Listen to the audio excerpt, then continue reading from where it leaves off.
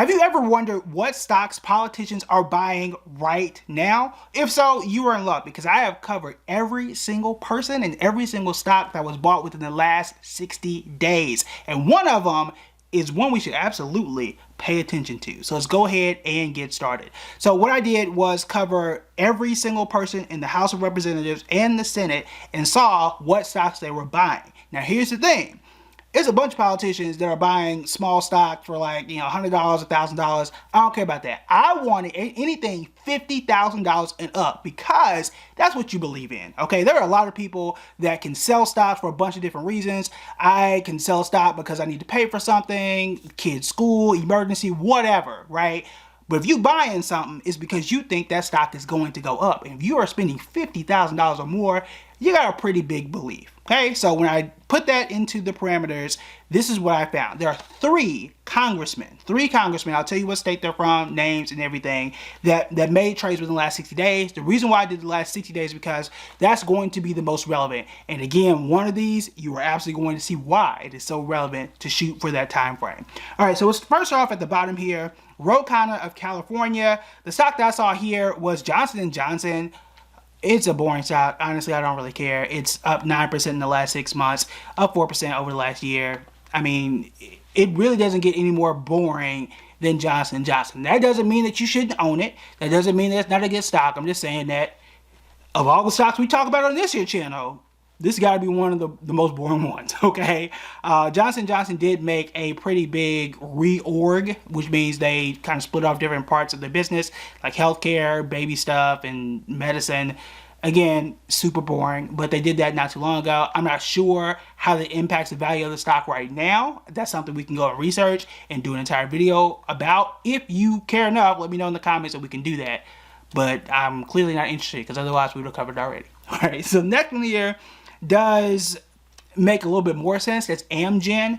That stock symbol is AMGN. It's up 14% in the last 6 months, up 19% over last year. It's fine. To me, the company is fine. Not amazing, not bad. We've obviously covered so many companies that have done even better than that. But I think it's an okay, solid company, but it is one definitely worth mentioning. Next one is, there are a lot of interesting ones, but this one is puzzling to me. That is Mark Green of Tennessee.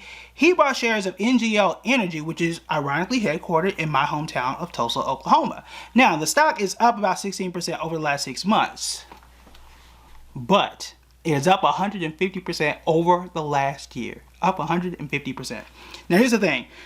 It has an asterisk, okay? It has an asterisk on my list because right now, at the time that we're doing this, when I looked at it, the stock was $3.63. So it is a penny stock, which means that for something to rise by 100% doesn't really mean all that much, right? So you can go from $1 to $2. It's like, oh my God, the stock exploded.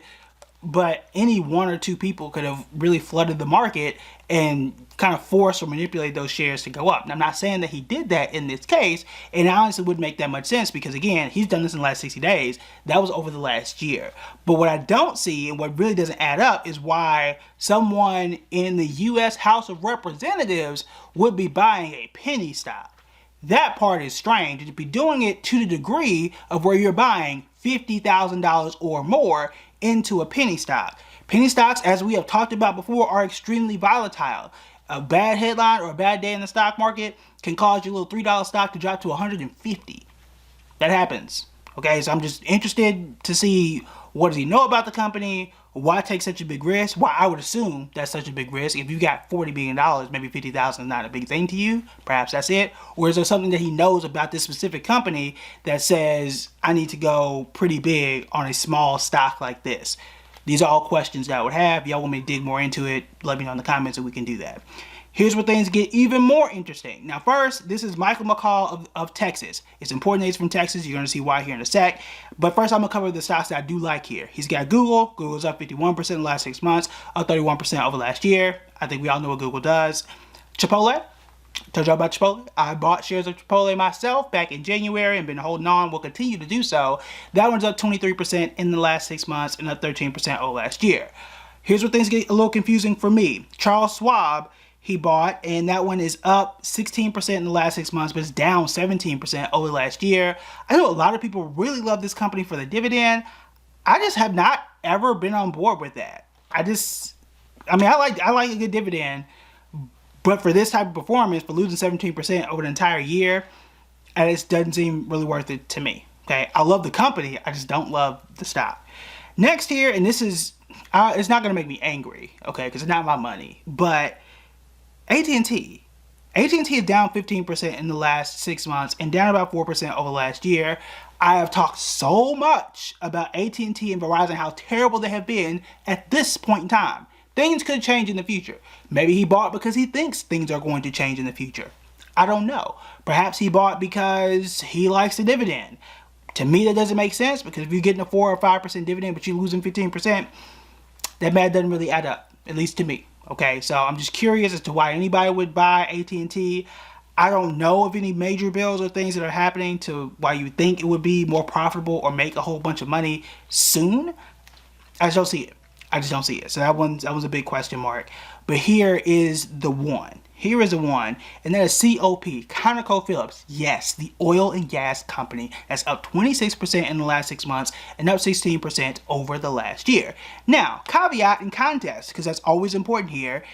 He lives in Texas, okay? I'm not sure what district and what part of the state of Texas, but last I checked, and I went to school at the University of Texas, that is an oil state, okay? So is Oklahoma, for that matter, and it makes sense that you would probably invest in some oil company.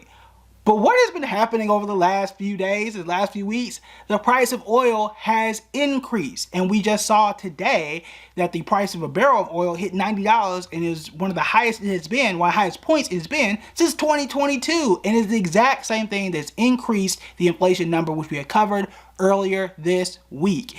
He's buying oil stocks, and it's a Texas man who lives in Texas, at least part of the time, because he also lives in DC, and he's put quite a bit of money in at least one oil stock.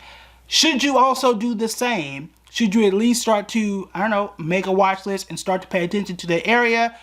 You might want to, because there have been a lot of movements in the oil and gas space. If you want a little bit more context around that, though, because you obviously want to know as much as you can before you jump into it, you want to make sure you check out this video on gas prices, on oil stocks, and whether or not you should invest.